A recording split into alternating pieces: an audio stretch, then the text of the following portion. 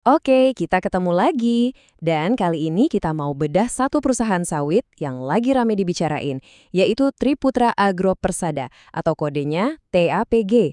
Perusahaan ini dikenal punya kinerja keuangan yang kuat dan reputasi sebagai saham dividen yang oke banget. Nah, ini nih pertanyaan utamanya, seperti yang diangkat di sumber analisis kita. Apa benar TAPG ini saham dividen yang paling pas di Indonesia? Penasaran kan? Yuk kita cari tahu bareng-bareng. Pemicu dari semua obrolan ini ya angka ini, plus 19%.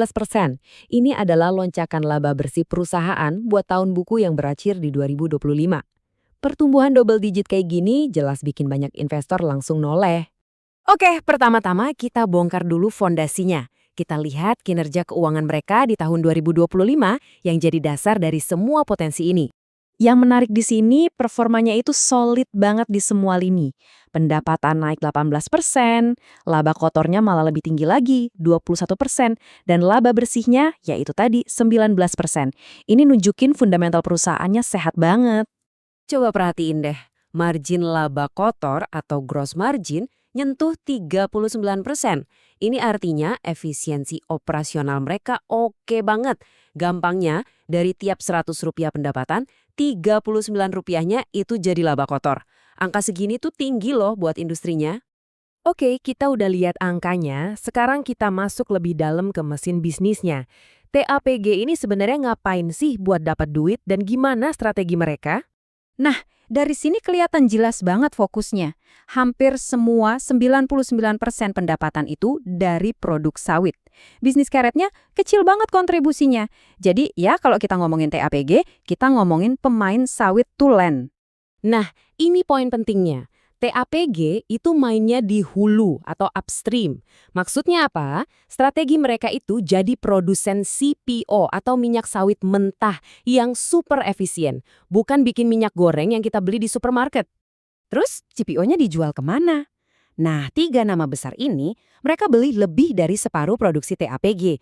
Dan yang menarik, mereka semua ini pemain besar di industri hilir sekaligus produsen utama biodiesel. Ingat ya poin ini bakal jadi petunjuk penting buat nanti. Nah kan, petunjuk tadi langsung nyambung ke sini. Bahan bakar masa depan. Ada dua mesin pendorong pertumbuhan yang gede banget buat perusahaan ini. Program biofuel dari pemerintah dan inovasi internal mereka sendiri, si BioCoke. Jadi kita punya dua jalur pertumbuhan yang beda banget nih. Satu ada program B50. Ini dari luar, dari pemerintah, dan skalanya raksasa. Satunya lagi ada proyek BioCoke. Ini dari dalam, inovasi perusahaan sendiri, fokusnya ke efisiensi sama nilai plus buat lingkungan atau ESG. Terus, seberapa gede sih efek B50 ini? Gini deh, kalau program ini jalan full, permintaan CPO domestik bisa nambah 16 sampai 20 juta ton per tahun.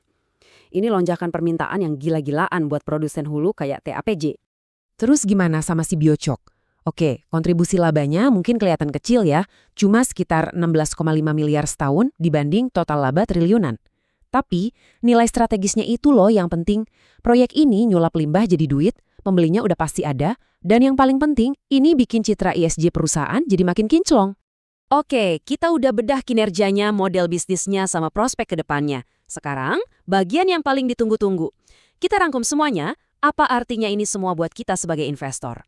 Dengan kinerja 2025 yang solid itu, dan kalau kita pakai asumsi rasio pembayaran dividen 80%, potensi total dividen per lembar sahamnya bisa nyampe Rp150. Tapi tunggu dulu. Sebelum keburu senang sama angka 150 itu, ada satu hal penting yang perlu dicatat. Perusahaan ini udah bayarin duluan dividen interim sebesar Rp89 per lembar. Artinya, sisa dividen final yang bisa kita harapkan dari kinerja 2025 itu ya sekitar Rp60 per lembar sahamnya. Nah, kalau kita totalin semua dividennya yang interim sama final, yield dividen buat tahun 2025 itu jadi 8,5%. Angka segede ini dia yang bikin TAPG menarik banget di mata para pencari dividen. Tapi ya namanya investasi pasti ada risikonya. Ada beberapa hal yang harus kita waspadai.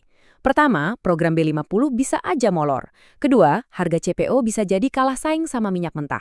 Ketiga, ada ancaman cuaca El Nino yang bisa ganggu produksi. Dan terakhir, valuasinya itu dianggap nanggung, gak bisa dibilang murah juga. Oke, jadi ini dia rangkuman akhirnya.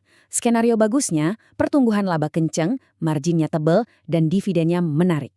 Skenario jeleknya, ada kemungkinan program B50 telat, risiko produksi dari cuaca, dan valuasi yang enggak lagi murah. Nah, setelah kita bongkar semuanya, dari angka keuangan, prospek masa depan, sampai risikonya, sekarang pertanyaannya saya lempar ke Anda. Gimana? Apakah TAPG ini jadi masuk ke watchlist Anda?